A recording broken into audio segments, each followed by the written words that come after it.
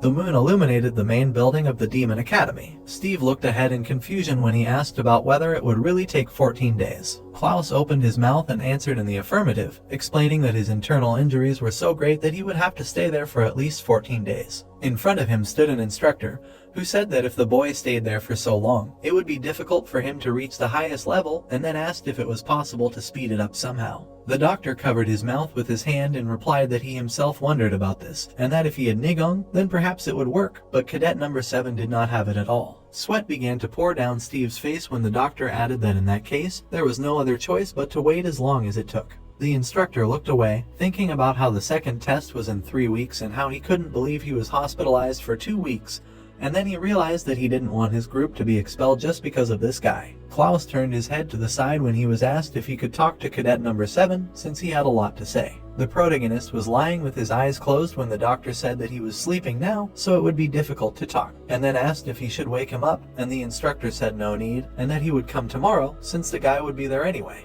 The door was open when the man said goodbye. The instructor looked at the silhouette behind the screen. Steve closed his eyes and clicked his tongue in displeasure. He walked out of the room, thinking about how the guy barely managed to pass the first test, and how his luck must have run out there. Ash was sleeping peacefully. The moonlight illuminated the leaves of the trees. A strong wind blew. A shadow flashed between the houses. A dark silhouette appeared in front of the building. The screen was slightly open. The boy's eyes were closed. Someone kicked the door. Ash jumped up in bed. Hank smiled widely and told the boy that his teacher had arrived. The protagonist pulled the screen aside and asked him again. The man was standing in front of him when the boy realized that he was smelling of fumes. Hank had the neck of a bottle in his mouth when he asked if the student was going to greet him. Ash bowed to him and replied that his student was wishing the teacher a good morning. The man wiped his mouth with his hand and asked if the boy had finished the homework that he had given him yesterday. Ash looked ahead in surprise and asked again. Hank looked at the protagonist with displeasure, who asked if he was possibly talking about the breathing of a Nigong. Then the teacher replied that he was right and that he had told him to remember everything before he arrived. Ash looked up as he thought about how he was taken to the infirmary for treatment just yesterday and how the teacher must be very impatient.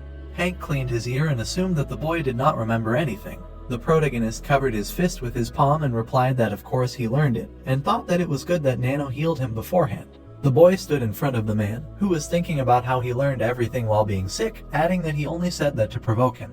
Hank praised him for doing the tasks given to him by the teacher, then Ash thanked him for the praise. It was twilight outside when the boy asked the teacher if he thought he was too early. Then the teacher asked if the student was tired, to which the boy replied that it was not the case. The teacher squeezed his shoulder with his fingers and replied that he was glad then, and that he would now tell him something he needed to know. The protagonist looked at the man in shock, who informed him that he could only teach him for 2 weeks. Ash looked ahead in disappointment when Hank explained that he could visit him while he was in the infirmary. However, once the boy returned to the dorm, the teacher would not be able to contact him. The man waved his hand when the student replied that he had not looked that far ahead, and Hank asked how he would know that, since he had been hospitalized as soon as he got there. The man smiled and said that he had to teach during the day anyway, so he could only come very early, otherwise people would become suspicious. Ash looked down sadly, thinking that in a demon academy, it was forbidden to train with outsiders, so if he was caught, there would be even more problems. The protagonist folded his hands in front of him and thanked the teacher for warning him. Then Hank thought that he expected the boy to be stubborn,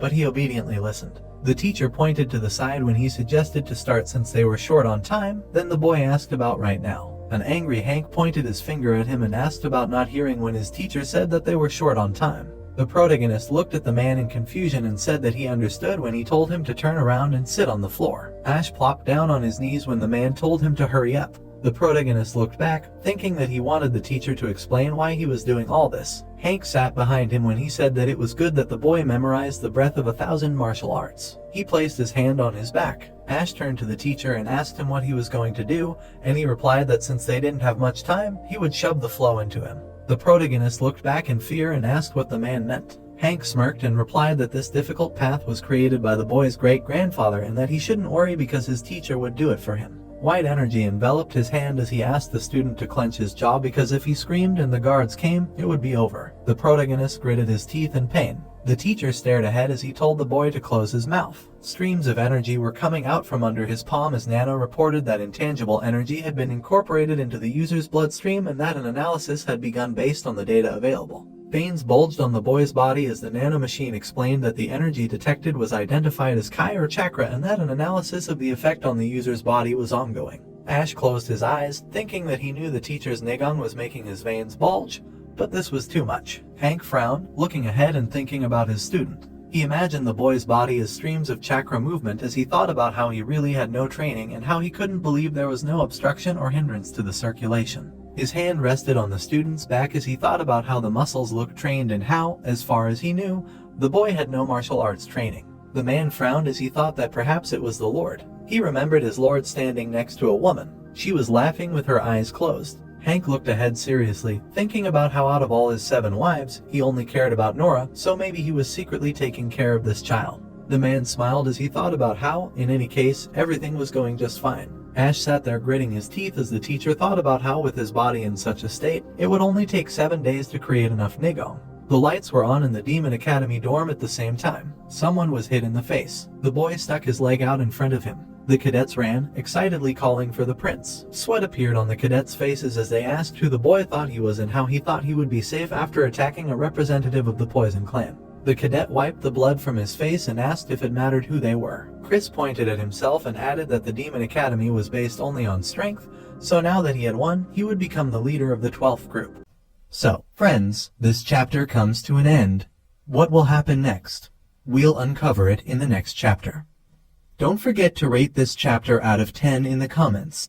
We'll see you in the next video. Until then, take care and goodbye. Don't forget to like the video and subscribe to the channel.